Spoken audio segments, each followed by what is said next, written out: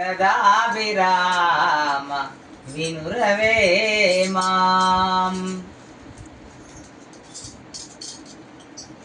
ఈనాడు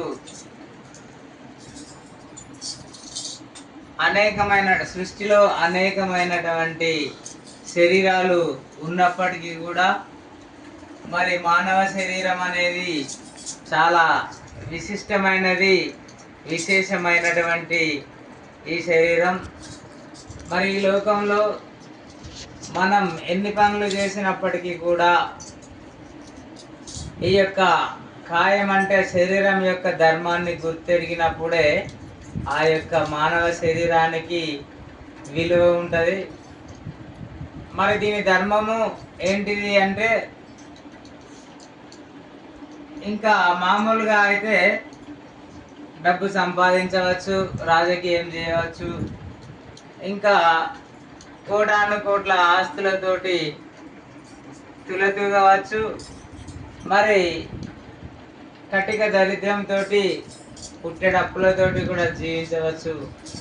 ఏ విధంగా జీవించినా కూడా ఈ శరీరం కొనసాగుతుంది. కానీ దీని యొక్క మెయిన్ లక్ష్యార్థం ఏంటిది అంటే, ఈ లోకంలో ఎన్ని చేసినప్పటికీ కూడా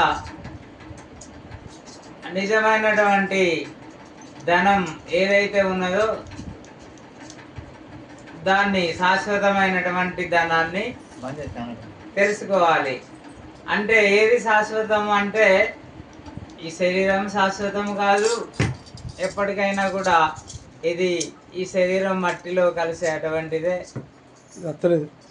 అదేవిధంగా ఈ యొక్క సృష్టిలో ఎన్ని సంపాదనలు చేసినా కూడా అవి కూడా శాశ్వతమైనటువంటి కాదు.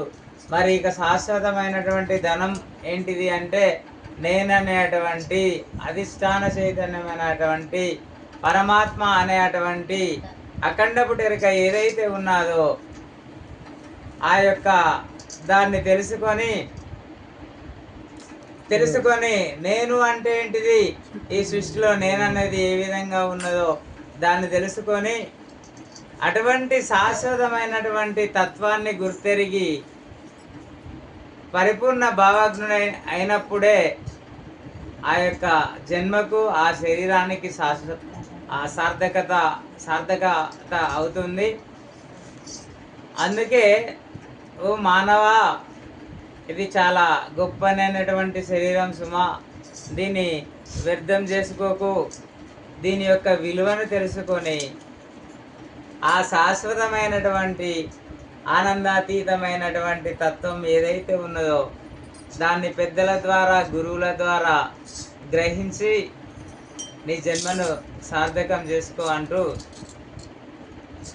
మానవా మాధవుడవు కమ్మురా, మానవా మాధవుడవు కమ్మురా, మంచి చెడును తెలుసుకొని